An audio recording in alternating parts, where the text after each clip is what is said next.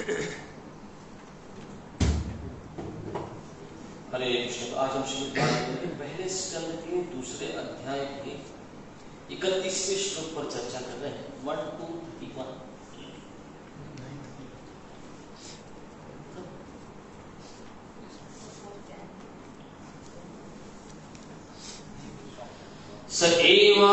स एवेदं ससर्चाग्रे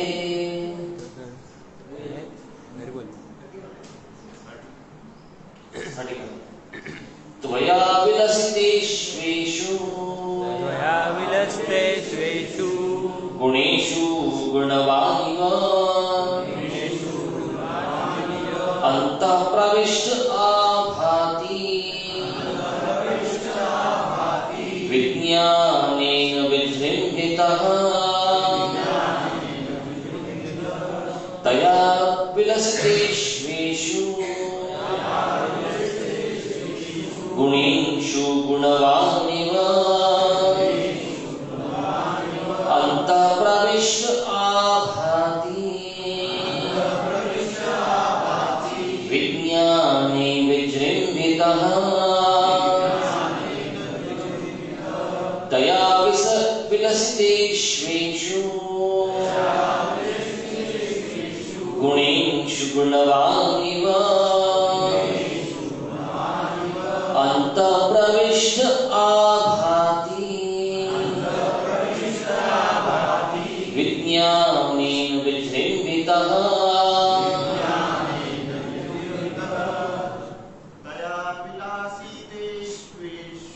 तया विलसितेष्वेषु गुणेषु गुणवानिव अन्तः प्रविष्ट भाति विज्ञानेन विजृम्भितः गुणेषु भौतिक प्रकृति के गुणों में गुणवान गुणों से प्रभावित होने वाला इव मानो अंतः अंतःकरण में प्रविष्टः घुसा हुआ प्रविष्ट आभाति प्रतीत होता है विज्ञानेन दिव्य चेतना से विजृम्भितः पूर्ण रूप से प्रकाशित। अनुवाद तथा तात्पर्य कृष्ण कृपामूर्ति अभय चरणारविंद भक्तिवेदांत स्वामी श्री प्रभुपाद जी के नाम श्री प्रभुपाद की जय। अनुवाद। भौतिक पदार्थ की उत्पत्ति करने के पश्चात श्री भगवान श्री वासुदेव अपना विस्तार करके उसमें प्रवेश करते हैं। यद्यपि वे प्रकृति के गुणों में रहते हुए उत्पन्न जीवों में से एक जैसे लगते हैं, किंतु वे सदैव अपने दिव्य पद पर पूर्ण रूप से आलोकित होते हैं। तात्पर्य। जीवात्मा श्री भगवान की विभक्त अंश है और जो बद्ध जीवात्मा आध्यात्मिक जगत में रहने लायक नहीं है, उन्हें इस भौतिक जगत में डाल दिया जाता है, जिससे वे भी भरकर पदार्थ का भोग कर सके। परमात्मा के रूप में तथा जीवों के नित्य सखा के तौर पर श्री भगवान अपने किसी एक पूर्ण अंश द्वारा जीवों के साथ रहकर उनके भौतिक भोगों में पथ प्रदर्शक बनते हैं और उनके सभी कार्यकलापों के साक्षी रहते हैं। जहां जीवात्मा भौतिक भोग करते हैं, वहीं श्री भगवान भौतिक वातावरण से प्रभावित हुए बिना अपने दिव्य पद पर बने रहते हैं। श्रुतियों में कहा गया है कि एक वृक्ष पर दो पक्षी हैं, इनमें से एक वृक्ष का फल खा रहा है और दूसरा उसकी गतिविधियां देख रहा है। यह साक्षी श्री भगवान है और फल को ग्रहण करने वाला पक्षी जीवात्मा है। फल ग्रहण करने वाला जीवात्मा अपने वास्तविक स्वरूप को भूल गया है और भौतिक जगत के सकाम कर्मों में बुरी तरह व्यस्त है, जबकि श्री भगवान परमात्मा सदैव दिव्य ज्ञान से परिपूर्ण रहते हैं।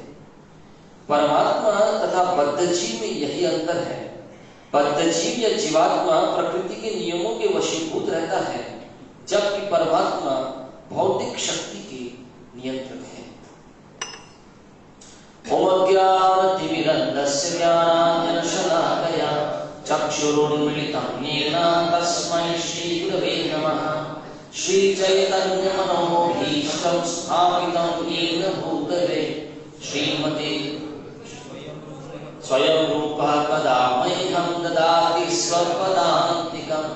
वन्देऽहं श्रीगुरोः श्रीयुतपदकमलं श्रीगुरुवैष्णवांश्च श्रीरूपं साग्रजाता सहगण रघुनाथान्वितं तं सजीवं साद्वैतं सावधूतं परिजनसहितं कृष्ण चैतन्यदेवं श्रीराधा कृष्णपादान् सहगण ललिता श्रीविशाखान्वितांश्च नमो विष्णुपादाय कृष्णपृष्ठाय भूतले श्रीमते भक्तिवेदान्त स्वामी नामिने।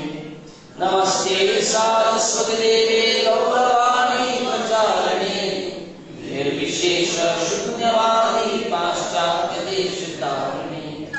नमो महावदन्याय कृष्ण प्रेम प्रदायते कृष्णाय कृष्ण चैतन्य नामिने गौरविषे नमः। हे कृष्ण करुणा सिंधु दीनबंधु जगत्पते गोपेश गोपिका कांत राधा कांत नमोस्तुते। तप्त कांचन गौरांगी राधे वृंदावनेश्वरी वृषभानुसुते देवी प्रणमामि हरिप्रिये। वाञ्छाकल्पतरुभ्यश्च कृपा सिन्धुभ्य एव च पतितानां पावनेभ्यो वैष्णवेभ्यो नमो नमः। श्री कृष्ण चैतन्य प्रभु नित्यानंद श्री अद्वैत गदाधर श्रीवासादि भक्तवृंद। हरे कृष्ण कृष्ण कृष्ण हरे हरे हरे राम राम राम हरे हरे। मूकं करोति वाचालं पंगुं लंघयते गिरिं यत्कृपातमहं वन्दे श्रीगुरुदीनतारिणम्।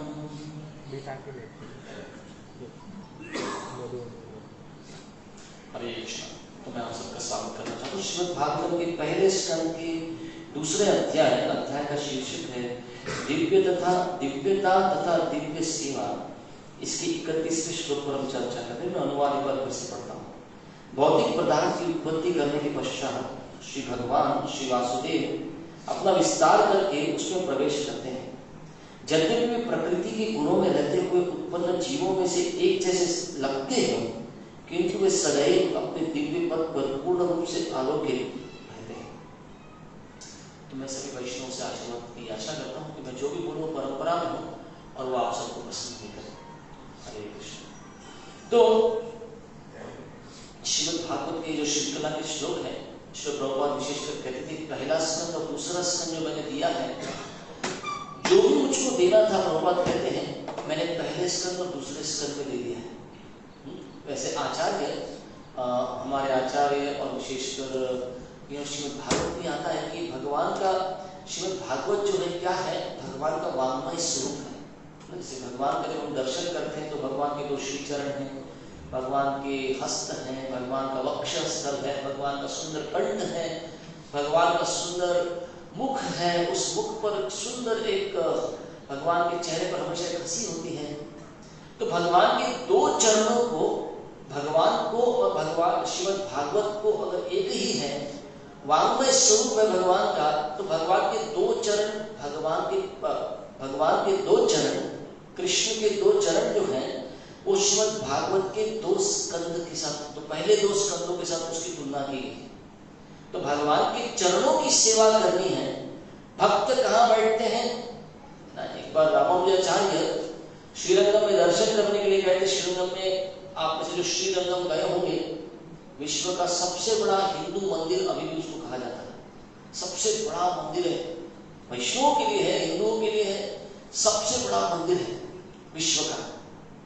तो कावेरी बहती है वहां पर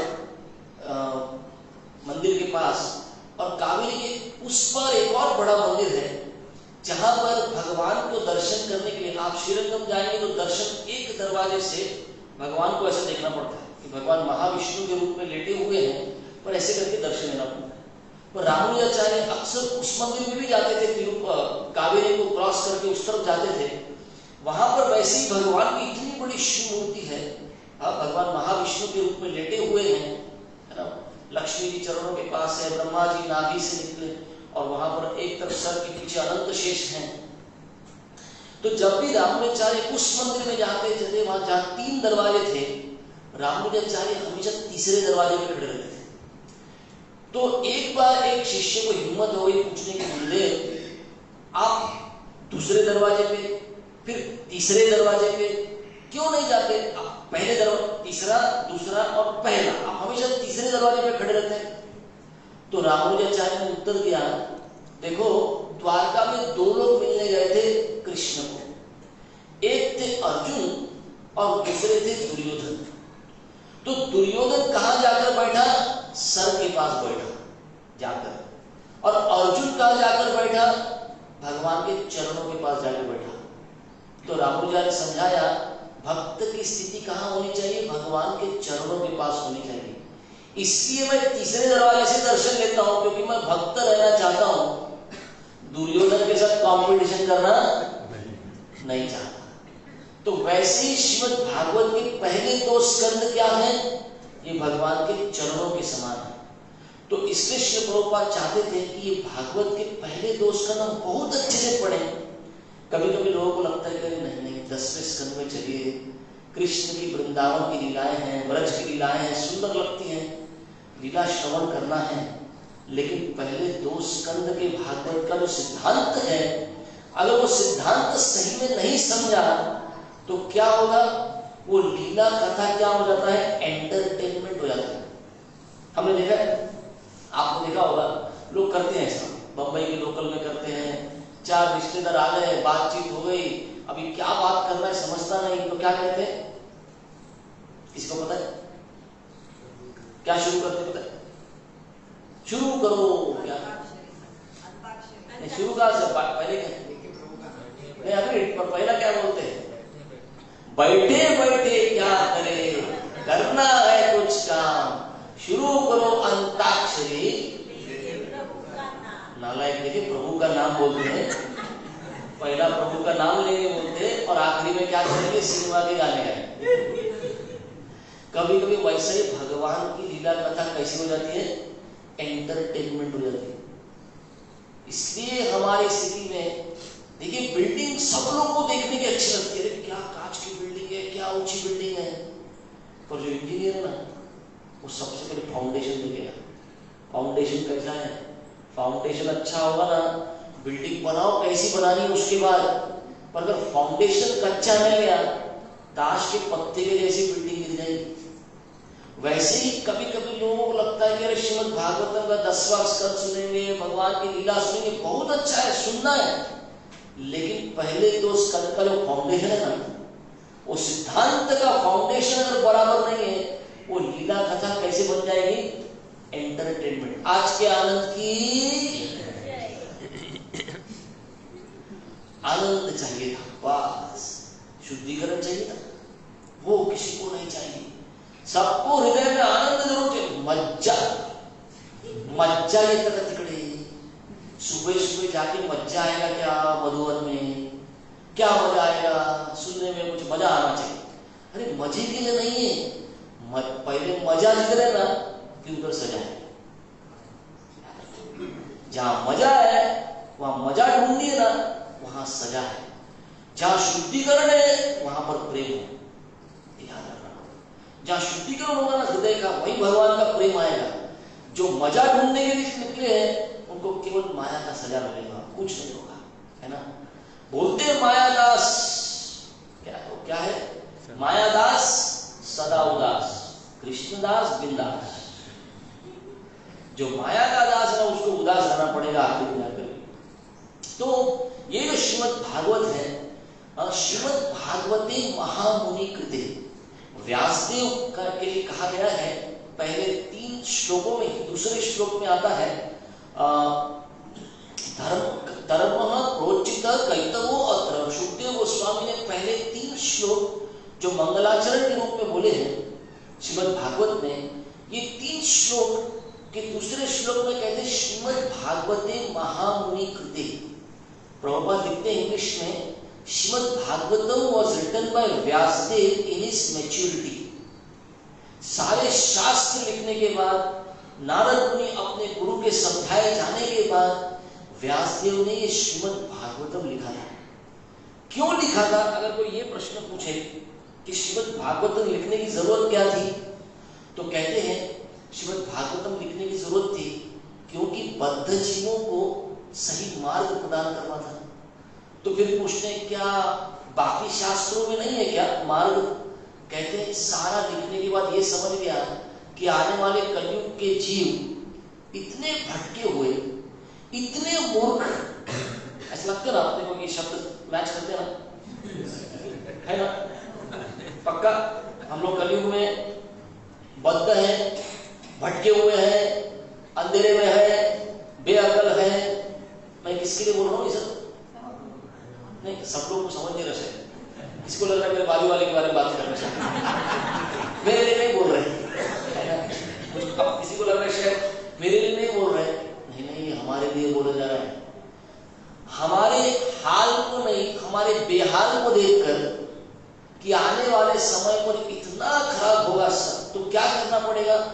उन्होंने श्रीमद् भागवत की रचना की, क्योंकि हम सारे शास्त्र पढ़ नहीं सकते, सारे शास्त्रों को समझ नहीं सकते, इसलिए 12 स्कंद में श्रीमद् भागवत को इतना सुंदर तरीके से प्रस्तुत किया है, जहां सिद्धांत है, भगवान की लीला कथा है, और श्रीमद् भागवत को इस प्रकार प्रस्तुत किया है। प्रभुपाद कहते हैं पहले 9 स्कंद पढ़ने के बाद कोई भी व्यक्ति क्या हो जाएगा? आत्म साक्षात्कारी बनेगा, और फिर वो 10वां स्कंद पढ़ के भगवत साक्षात्कार प्राप्त करेगा। पर पहले अच्छे से पढ़ना होगा, ये जानकर कि ये मेरे लिए लिखा गया है ना।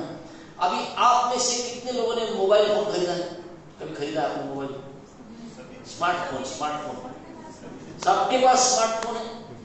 आपके स्मार्टफोन के डब्बा जब आपने खोला था, आपने तो केवल फोन निकाला, कंपनी ने बहुत मेहनत करके, बहुत पैसा खर्च करके, जिसके लिए आपसे पैसा भी लिया था, ऐसी कुछ चीज उसके अंदर रखी थी, लेकिन आपने डब्बा खोलते ही वो चीज फेंक दी अंदर की।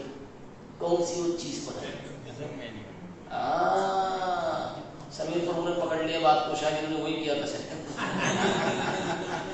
क्या किया था आपने? वो डब्बे के अंदर एक मैनुअल रखा था, उस मैनुअल को लोग, वो मैनुअल किसने लिखा था इतनी मेहनत करके? आप में से जिसको पता होगा, कंपनी में जब मैनुअल बनाया जाता है ना एक प्रोडक्ट का, बहुत मेहनत लगता है।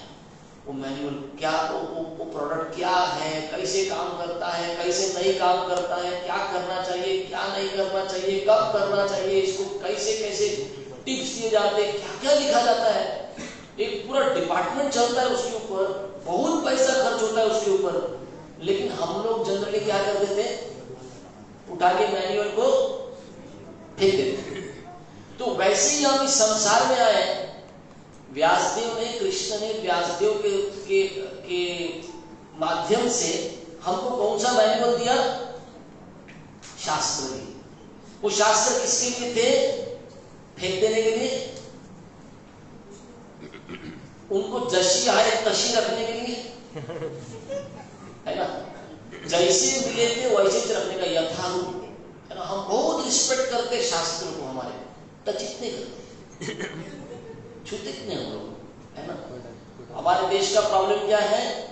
वो आपको कुछ कानून तोड़ने देंगे, फिर आपको पुलिस पकड़ेगी, फिर आपको कोर्ट में लेके जाया जाएगा, और उसके बाद आपको पहले बार जीवन में भगवत गीता पे हाथ रखने को चांस मिलता है। मैं भगवत गीता पे हाथ रख के कसम खाता हूं, जो भी कहूंगा सच कहूंगा। पर कभी ये सोचा था, अगर इसको स्कूल से पढ़ाते थे तो मैं कुछ कानून नहीं तोड़ता, पुलिस नहीं पकड़ती, कोर्ट में नहीं जाना पड़ता। अरे भगवत गीता सिखाते नहीं सच जानने के लिए, बाद में हाथ रख के क्या सच बोले ना? अगर सत्य पता ही नहीं चला क्या है, गीता भागवत कभी पढ़ने ही नहीं दिया आपको, कभी पढ़ाया ही नहीं। श्रीमद् भागवते महामुनि कृते, श्रीमद् भागवत व्यासदेव ने हमको दिया है। विशेषकर टेलर मेड बोलते हैं कभी कभी, है ना? किसी किसी को शौक रहता है कि देखिए आप दुकान में जाओ तो कुर्ता मिल जाता है, बहुत सुंदर कुर्ता, शेरवानी मिल जाता है ना? पर वो शेरवानी क्या होती है? जो सीधे मिलती, जो रेडीमेड है, कभी कभी शरीर पे बैठती नहीं। क्या 40 साइज बोलते हैं लेकिन ये बैठ नहीं रही, 42 की बड़ी बड़ी, कुछ ज्यादा ही बड़ी हो रही। तो लोग क्या करते हैं? टेलर मेड बनाते हैं अपने, टेलर के पास जाके खड़े होते हैं। टाइम लगेगा लेकिन चीज अच्छी बनेगी, है ना? कोई ये नहीं बोलेगा काय नवरदेवाने का रोलेक्स वरनं शेरवानी घेतली का? कभी कभी नवरदेव दिखता है वो फोटो पे, क्या रे बाबा इतना बड़ा काय, तो बोला वो थोड़ा ओएलएक्स में पुराना वाला मिल गया तो पहन लिया, है ना? तो टेलर मेड चीज अच्छी लगती है अपने को। वैसा ही श्रीमद् भागवत क्या किया है व्यासदेव ने? कलयुग के जीवों के लिए, भक्त जीवों के लिए टेलर मेड बना के हमको दिया है। पर कैसे दिया है? पहले सिद्धांत रखा है। तो आज का श्लोक शुरू करें?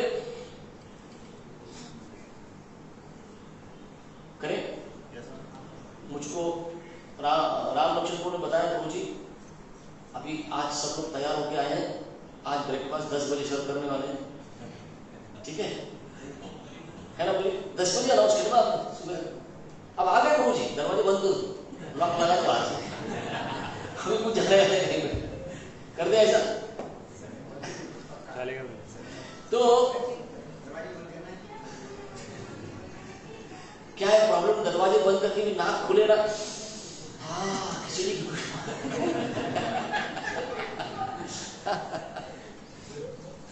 ठीक है। तो ये भागवत किस लिए रचना की है?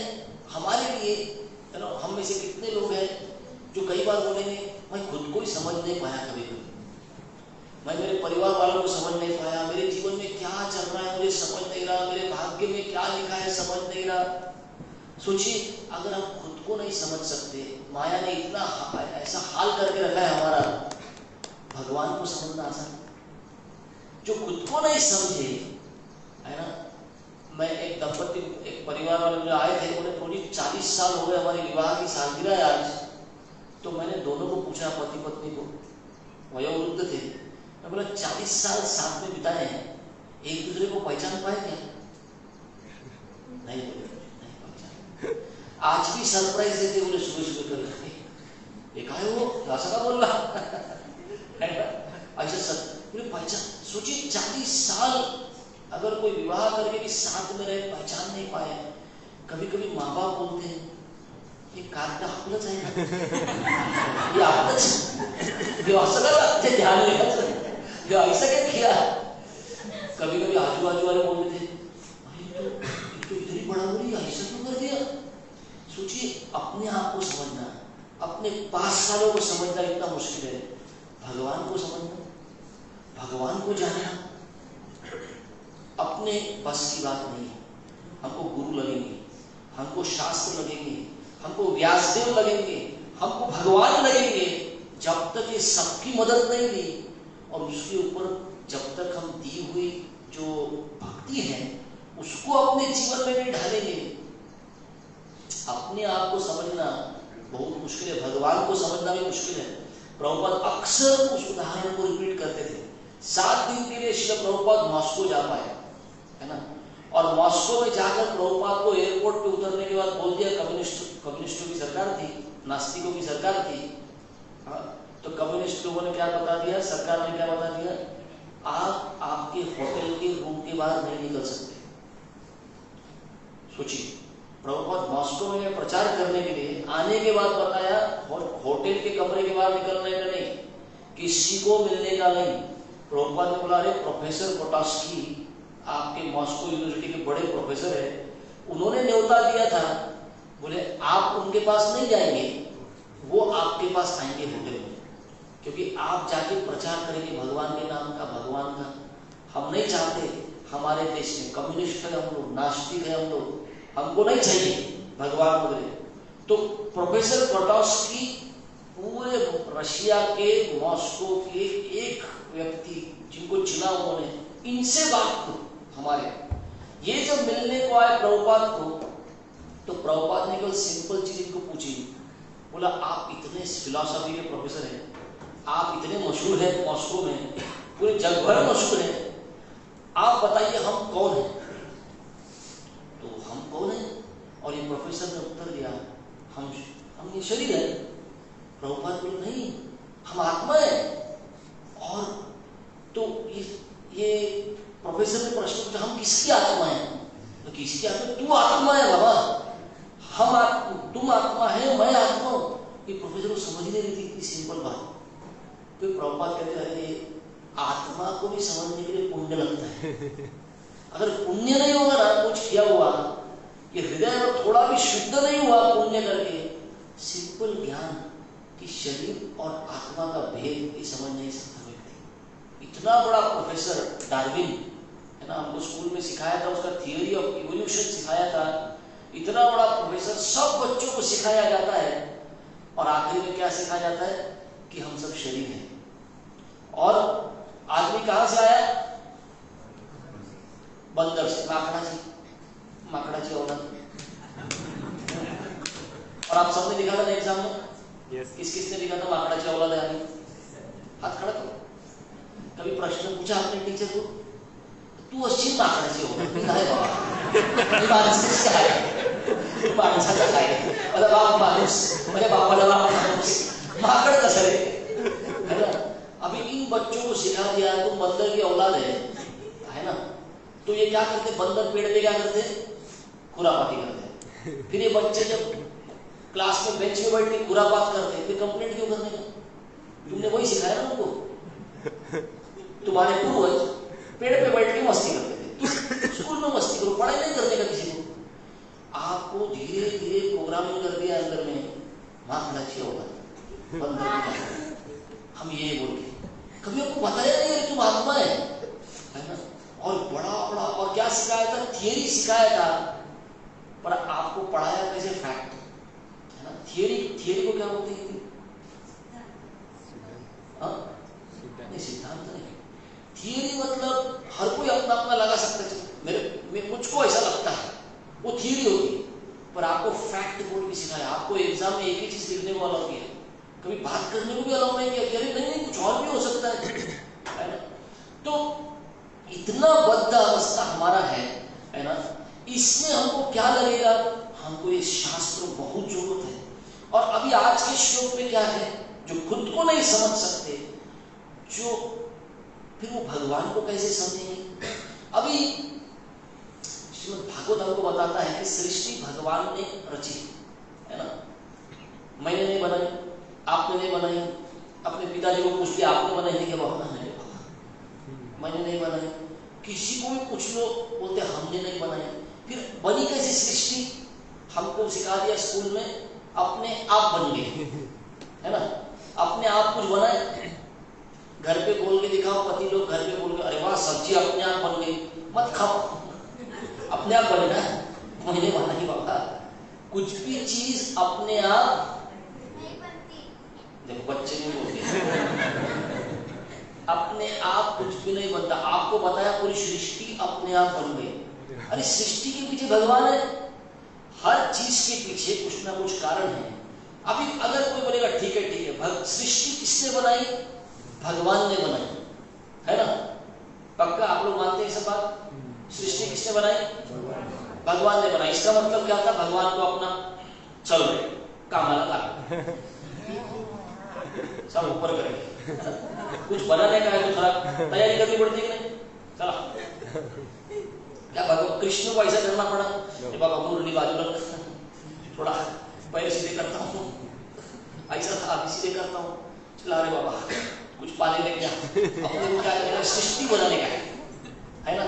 आप में से कितनों को लगता है भगवान को सृष्टि ऐसे बनानी पड़ी होगी? बोलिए, है ना? हमको ये मधुवन बनाने का था, है ना?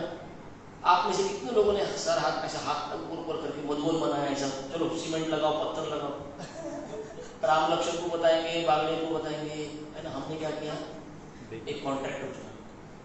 कोई बोलेगा अरे कॉन्ट्रैक्टर ने बनाया, मैंने कॉन्ट्रैक्टर ने नहीं बनाया, कॉन्ट्रैक्टर ने मजदूर ले लिया और आखिरी में मजदूर ने बनाया। पर कोई क्या बताएगा ये मधुवन की बिल्डिंग कैसे बनी? लेबरर ने बनाया है, ठेकेदार ने बनाया नहीं, किसने बनाई? हमने बनाई। अभी भगवान ने सृष्टि बनाई, इसका मतलब भगवान ने कैसे बनाई? खुद हाथ पैर लगा के मेहनत करके बनाई? ठेकेदार लगाए?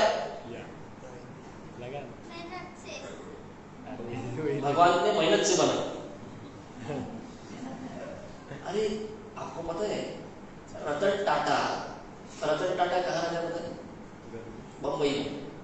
और भारत में एक शहर है टाटा नगर, सब कुछ टाटा कंपनी, वहां पे सब कंपनी जिधर भी जाएंगे ना टाटा का नाम लिखा है। तो टाटा क्या करता है? रोज सुबह बंबई से फ्लाइट लेके टाटा नगर जाता है और सारी कंपनी की चाबी ताला खोल बटन चालू कर, चलो काम करो। कितनों को लगता है रतन टाटा को ऐसी मेहनत करने की? रतन टाटा बंबई में बैठा है, फोन घुमाता, चालू कर, होने दो, बड़ा दो प्रोडक्शन, चलने दो। रतन टाटा को मेहनत नहीं करनी पड़ती। जब कृष्ण कह रहे ना अहम सर्वस्य प्रभो मत्तः सर्वम प्रवर्तते, मैं सब चीज का स्रोत हूं, सब मुझसे आता है, तो ये नहीं सोचना चाहिए अरे भगवान। पहली बात, भगवान ने सृष्टि की, कैसे की? भगवान की अनंत शक्तियां हैं, उन शक्तियों से की, है ना? तो भगवान की अनंत शक्तियों में क्या है? आज के श्लोक शुरू करेंगे। मैं शुरू नहीं कर पा रहा है ना, क्योंकि 10 बजे तक का टाइम दिया तो अभी उसको, है ना? लोग ऐसे हंस रहे, बोली दया करो, पेट पे खिला दो और फिर सुनाओ, और सुनाओ, प्रॉब्लम नहीं है, पर पहले पेट में कुछ जाने दो। मैं कोशिश करता हूँ 10 के पहले खत्म करता हूँ। तो भगवान की अनंत शक्तियां हैं, इन शक्तियों के द्वारा सब कुछ चलता है। आप में से कितनों की ऑटोमेटिक वॉशिंग मशीन है? क्या है ऑटोमेटिक वॉशिंग मशीन? तो हमको क्या लगता है, वाह केवल कपड़े डाल दो, अरे कपड़े धो भी दिए, कपड़े सुखा भी, कपड़े पानी भी निकाल दिया, सुखा भी दिए, बाहर आ गई, सब कुछ ऑटोमेटिक। पहले कैसे मेहनत करना पड़ता था कपड़े धोने के लिए, करते थे लोग, ऐसा भी जमाना था, धोबी थे, पाट मारना पड़ता था, इतना कुछ। अभी ऑटोमेटिक हो गया। भगवान की शक्तियां कैसे काम करती है? ऑटोमेटिक काम करती है। भगवान को मेहनत नहीं करनी पड़ती। अरे हम जैसे छोटे लोग अगर ऑटोमेटिक कुछ बना सकते, भगवान पता है आपको, आप अपने बच्चों को भी एयरपोर्ट लेके जाएंगे ना, तो बच्चों को एयरपोर्ट के अंदर जाने के पहले बहुत मजा आता है, पता है? वो जो एयरपोर्ट का दरवाजा है ना, या मॉल का दरवाजा है ना, वो बच्चे क्या करते हैं, ऐसा किया तो दरवाजा खुलता है, दरवाजा बंद हो गया, थोड़ा ऐसा गया, पप्पा अपनी शक्ति देगी, मेरी शक्ति देगी पप्पा, दरवाजा अपने से खुल गया। ये गाना है, तू जाए कोनी पर भी लागू कर दे रहा हो। बच्चे को थोड़ा सा प्रश्न पूछते हैं, अपने आप हो रहा है सब कुछ, अपने आप हो रहा है? नहीं, अपने आप नहीं हो रहा। किसने बनाया? किसी इंजीनियर ने बनाया, तो बच्चा बोलता है इंजीनियर को सामने लेके आओ, मतलब उसको आने की जरूरत नहीं है, ऑटोमेटिक उसने अपनी अकल ऐसी लगाई है कि सब कुछ ये सृष्टि कैसे चल रही है, भगवान ने बनाई मानो जैसे ऑटोमेटिक, और चल कैसे रही ऑटोमेटिक, है ना। एक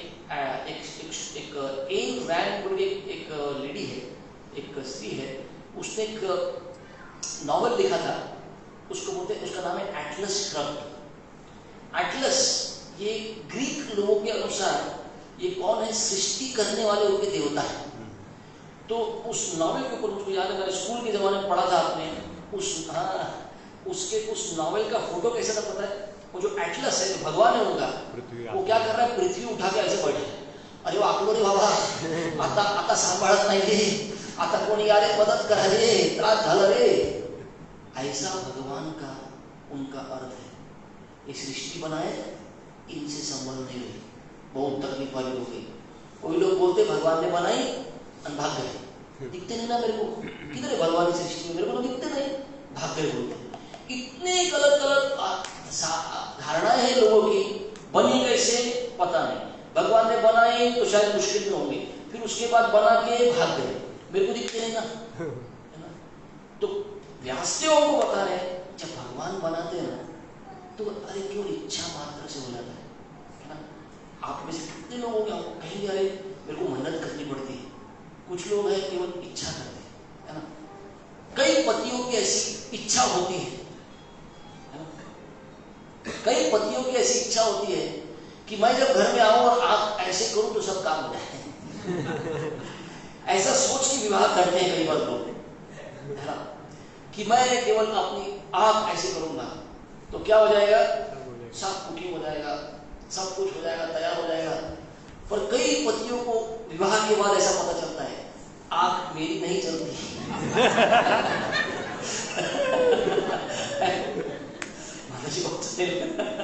माता जी को उदाहरण बिल्कुल इनका मजाक उड़ा रहा हूँ आप।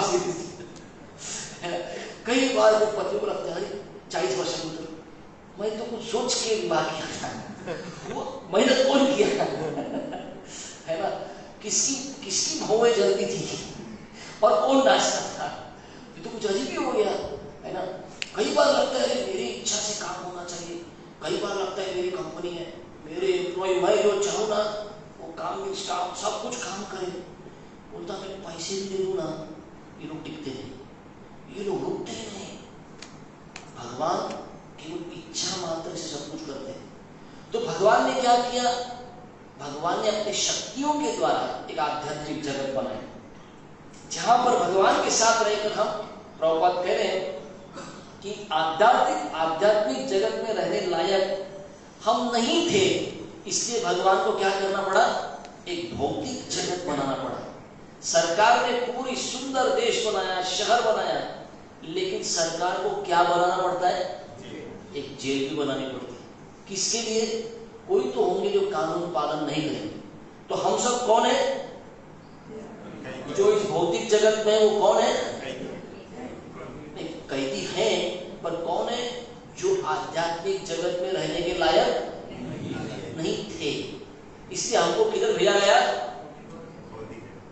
जो क्या है, अभी जेल में रहना चाहिए क्या, अपना 1 BHK 2 BHK बंगला बना के, कितनों को लगता है मेरा वाला जेल का सेल बहुत अच्छा है, बहुत अच्छा अपना 5th क्लास प्रिजन में, 10th क्लास प्रिजन में नहीं अपन, नहीं इसमें कोई शौक नहीं है ना। आप में से कितने लोग होंगे, अगर आपको न्यूज़पेपर में ऐसा पता चला कि जेल में स्पर्धा हुई और जेल में स्पर्धा में ये कैदी था वो पहला आया, और आप खुद जाके उसको जाके बहुत अच्छा स्पर्धा में कोई पहला आया, जेल के अंदर स्पर्धा थी और उसके अंदर पहला आने में कोई स्पेशल है।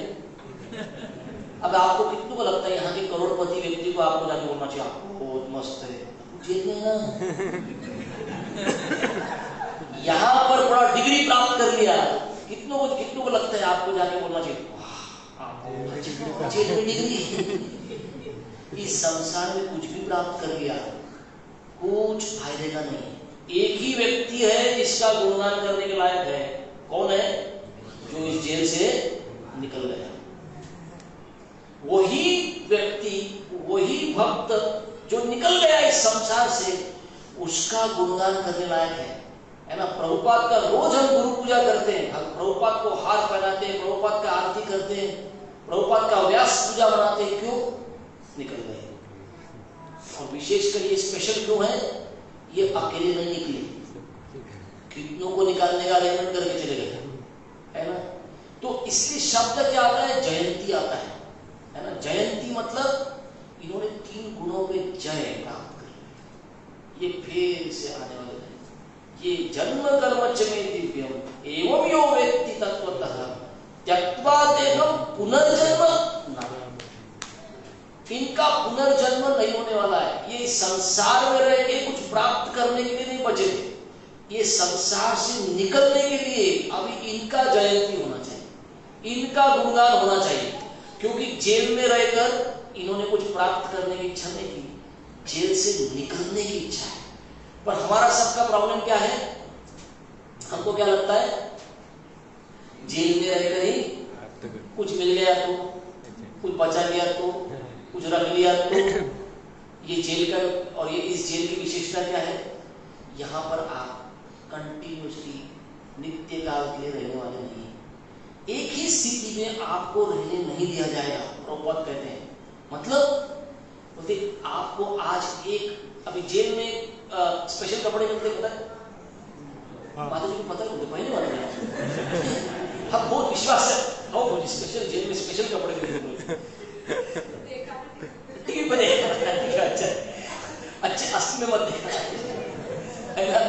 तो जेल में स्पेशल कपड़े मिलते हैं। कौन से कपड़े रहते हैं? वो ऐसा स्ट्राइप्स वाले, है ना, काले काले उस पे रहते हैं, और उसके ऊपर विशेष ऐसा कुछ तो नंबर लिखा रहता है। मतलब पता है? 420 420 है, इसलिए इसको ये कपड़े पहनने पड़े, है ना। हाँ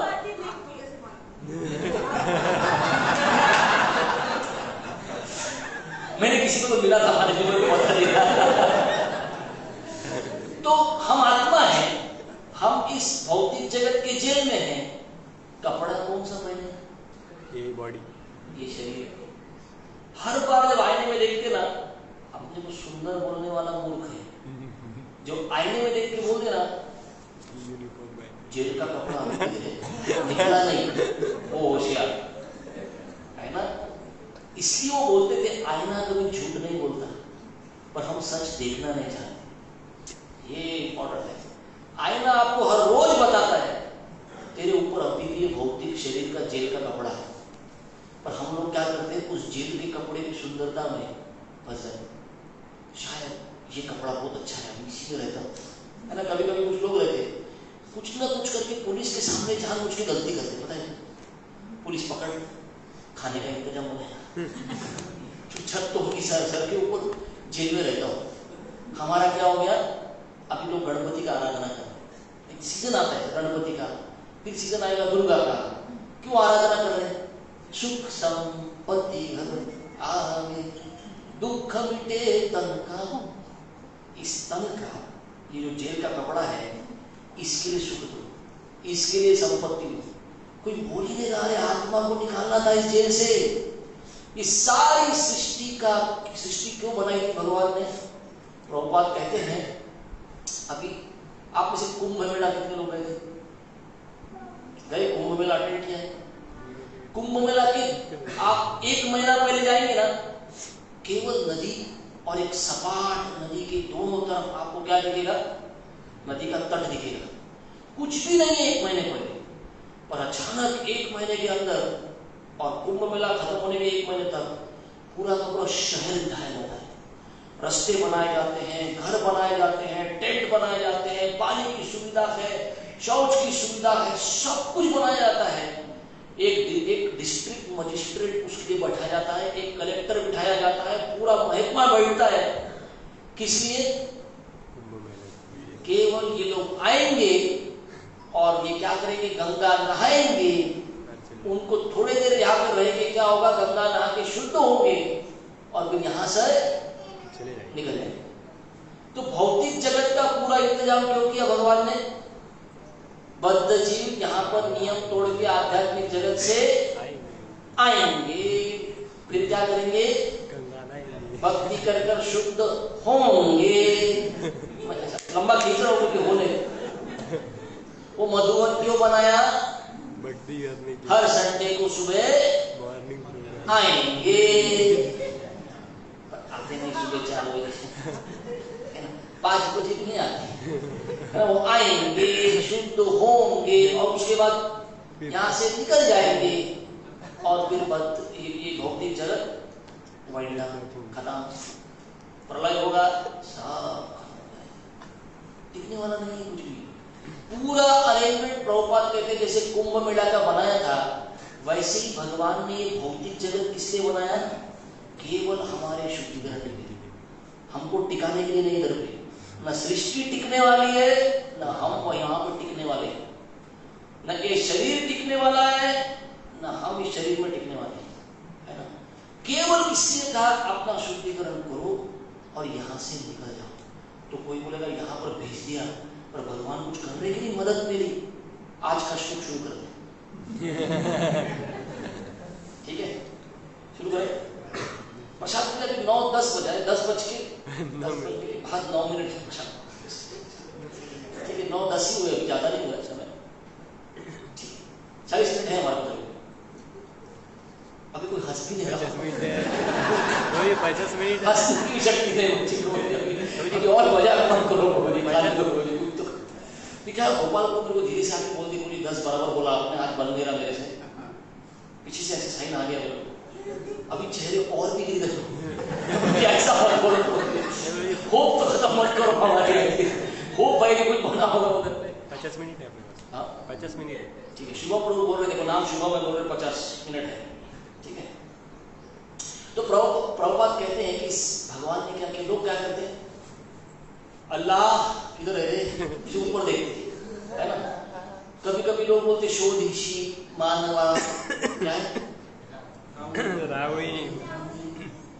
नांद तो देव आकुले अंदर ही, अपने अंदर ही है, इधर ही है।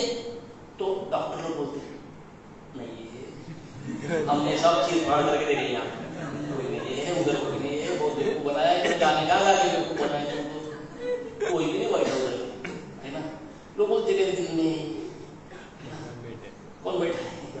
भगवान बैठे, तो ऊपर भी नहीं दिखे, इधर उधर भी नहीं दिखे, ढूंढ के अंदर भी नहीं दिखे, हाय किधर?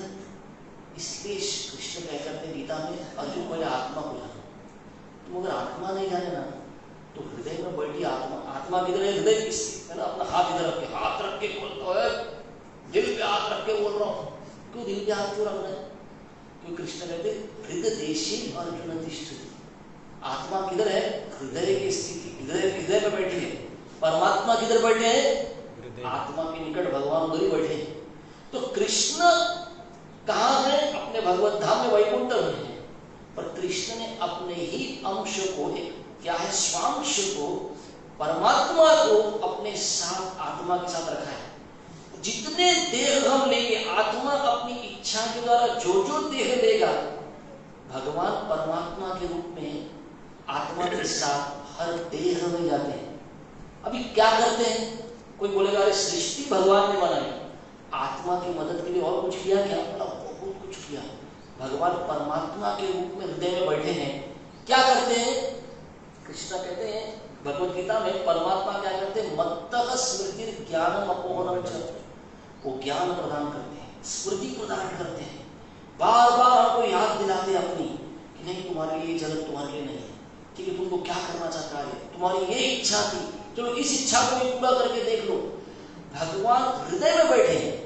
अभी कोई प्रश्न पूछेगा, अरे परमात्मा के रूप में हृदय में बैठे ऐसा लिखा तो इस श्लोक में, मुझको कब समझेंगे कि परमात्मा है ना।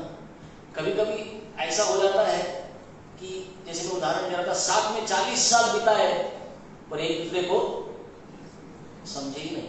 आप में से कितने लोगों ने देखा, कितने लोगों ने अजीत डोभाल का नाम सुना है? बहुत कम लोगों ने सुना। अजीत डोभाल कौन है? भारत के NSA है, नेशनल सिक्योरिटी एडवाइजर है। ये व्यक्ति जो नेशनल सिक्योरिटी देखता है, देश का सिक्योरिटी देखता है, अभी इसको नरेंद्र मोदी ने क्यों चुना था पता है? अपनी सरकार में कैबिनेट मिनिस्टर का दर्जा भी दे दिया, दूसरी बार आया था, मतलब बहुत इंपॉर्टेंट आदमी। ये अजीत डोभाल पाकिस्तान में 12 साल रहे, इंडिया के सीक्रेट सर्विस में काम करते थे एक समय, और इन्होंने अपना यूट्यूब में एक लेक्चर दिया था, उन्होंने बोला पाकिस्तान में 12 साल मस्जिद के सामने बैठ के भीख मांगता था। सोचो, भारत का ये क्या है, सीक्रेट सर्विस वाले हैं, पाकिस्तान में रहे, 12 साल जाके मस्जिद के सामने बैठता था, बोले केवल इंफॉर्मेशन निकालता था, अंदेश को भेजता था।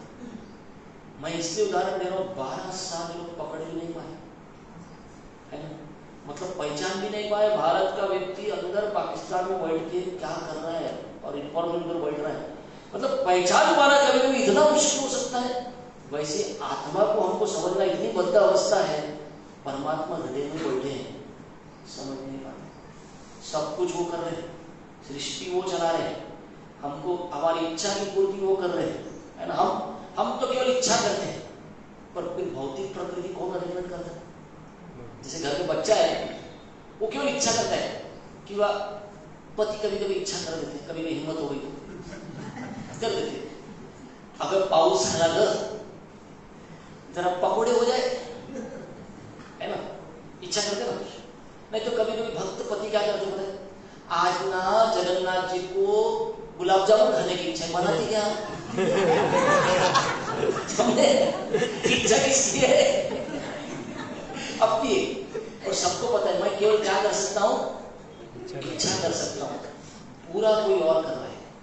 वैसे ही हमारी भौतिक सृष्टि में हमारी इच्छा है, हम इच्छा कर सकते हैं, पूरा कौन कर रहा है? परमात्मा कर रहा है। ये परमात्मा को जानने के लिए प्रभुपाद कहते हैं हमको क्या करना पड़ेगा, जिसको पहचान नहीं पा रहे, जिसको देख नहीं पा रहे, जिसको समझ नहीं पा रहे, वो परमात्मा को समझने के लिए, देखने के लिए, जानने के लिए प्रॉब्लम क्या है? एक पर्दा है ना। अभी राधा गोपीनाथ, गिरिधर गोपाल, गौर निताय का दर्शन हो रहा है, अभी वो छोटा सा पर्दे के जैसे अगर बीच में डाल दिया तो अभी दिखेंगे नहीं। वैसे आत्मा के ऊपर ये अनर्थों का ऐसा पर्दा लगा है, काम, क्रोध, लोभ, ऐसा पर्दा है, जब तक ये पर्दा साफ नहीं कर देना, जब तक ये अनर्थ निकलते नहीं, तब तक परमात्मा का दर्शन होने वाला नहीं है, भगवान का दर्शन होने वाला नहीं है। कृष्ण सामने खड़े थे, दुर्योधन कर्ण सबके, लेकिन कृष्ण ने विश्वरूप भी दिखाया अपना, लेकिन दुर्योधन और कर्ण क्या बोले, छलिया है, जादूगर है, इसको पकड़ के जेल में डालो। सोचो, कृष्ण सामने भी आ गए ना, कृष्ण कहते हैं मुझको जान नहीं सकते, मूढ़ो या ना भी जाना नहीं, मूर्ख मुझे नहीं जान सकते। इसलिए प्रभुपाद कहते कृष्ण आकर हमको क्या कहे, तुम एक ही तरीके से मुझको जान सकते हो, मेरी शरणागति में। और वो शरणागति का अर्थ है भक्ति। जब तक हम भगवान की भक्ति में नहीं लगते, भगवान के श्रवण कीर्तन की भक्ति में नहीं लगते, जो हम बैठे हैं, भागवत का श्रवण करना, भागवत पढ़ना, भगवान के नाम का जप करना, ये क्या करेगा?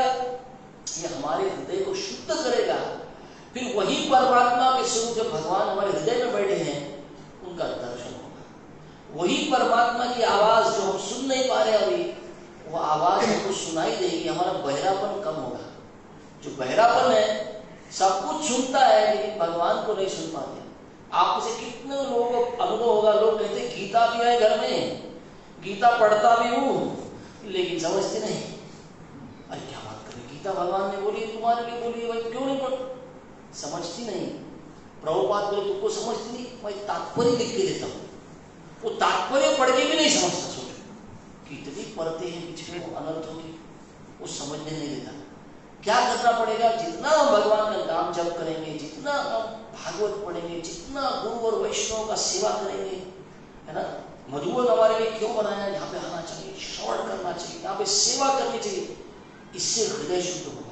अरे अपने स्वार्थ सिद्धि में तो हफ्ता चला जाता है, कुछ गुरु और वैष्णव की सेवा करने की इच्छा होनी चाहिए। कहाँ मिलेगा ऐसा फैसिलिटी? इतना सुंदर पंखे लगे, एसी लगे, बैठो सुनो बाबा, गर्मी लग रही है एसी भी चालू कर देंगे, कभी किया क्या चालू यहाँ पे? ये सब करते ना बोले बाद में लोगों ने पूछा अपने तो दिखाने के लिए करते, ऐसा नहीं है, चालू नहीं करते है ना, घर में भी करते। तो इतना सुंदर फैसिलिटी है, ये सब इसलिए है, श्रवण करो, जप करो, यहाँ पर आके भक्तों के साथ कुछ सेवा करो भक्तों की।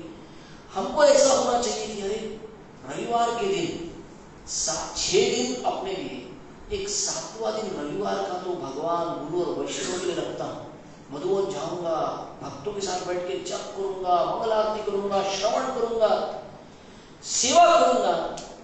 फिर पता चलेगा एक दिन अरे ये भी मेरे ही स्वार्थ के लिए था, किसी दूसरे के लिए नहीं था, ये भी मेरे ही फायदे के लिए था। क्या था? तब जाके भगवान का साक्षात्कार होगा, जब जाके परमात्मा की आवाज सुनेंगे, तब जाके भक्ति करेंगे, और तब जाके जब मृत्यु के समय भगवान का स्मरण करेंगे तो भगवत धाम अवश्य जाएंगे। बहुत बहुत धन्यवाद। श्रीमद् भागवत महापुराण की जय, श्री प्रभुपाद की जय, ताये गौर प्रेमानंदे हरि हरि बोल। मैं सबकी तरफ जानबूझ के देख रहा हूँ, इतना सुंदर स्माइल है अभी आपके चेहरे में। पता है किसके कारण? बता दो कारण, सबको बता दो।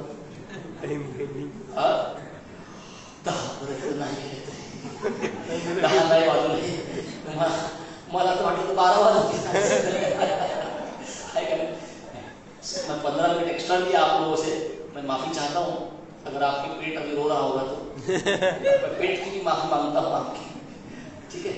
तो अगर प्रश्न नहीं है तो चलेगा, प्रश्न नहीं है तो चलेगा। देख पहले देख लीजिए एक बार, प्रसाद रेडी है? रेडी है? रेडी है ना प्रसाद? है ना? प्रश्न है किसी को? कुछ प्रश्न है किसी को? कुछ तो ले सकते। प्रभु जी आपने बोले थे जो मायादास वह सदा उदास, आगे क्या बोले? कृष्णदास बिंदास है ना। जो अनाथ है वो हमेशा डरा हुआ रहता है, मेरा क्या होगा। जो सनाथ है वो कभी डरता नहीं, अपने पास है, माँ बाप है मेरे पास, अनाथ को डरना पड़ता है, सनाथ को नहीं डरना पड़ता। वैसे कृष्ण भक्त को पता है मेरे पास भगवान है। जो माया का दास है उसको सिर्फ लाते खानी पड़ती, क्या हो रहा है, क्यों हो रहा है, कुछ भी नहीं समझता उसको।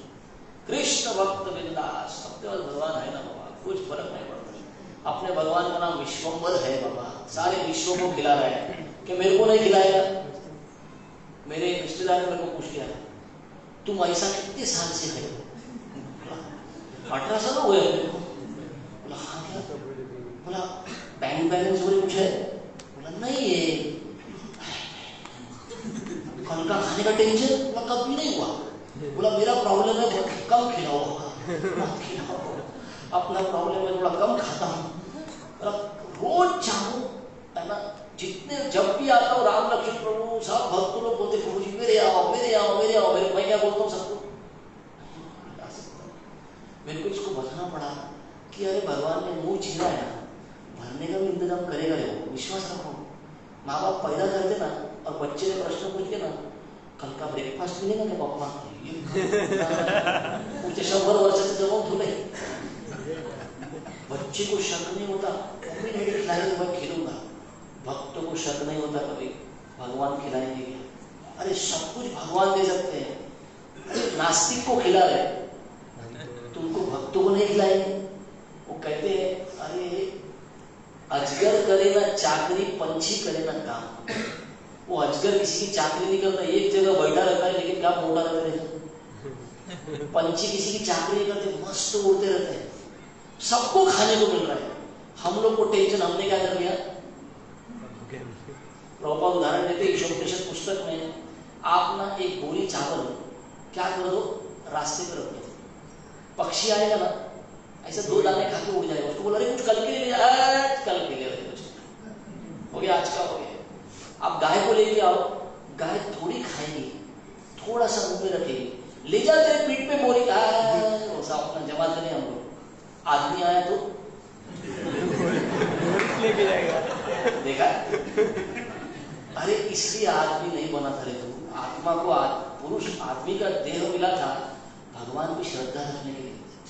वैसे जो बच्चा रहता ना, छोटा रहता है, कितनी श्रद्धा रहती माँ बाप पे, थोड़ा बड़ा हो जाता वो माँ बाप को माझा हात धरू नका, मी एकटा जाणार, मैं अकेला चलूंगा। और थोड़ा बड़ा हो गया तो तुम्हें लागत नहीं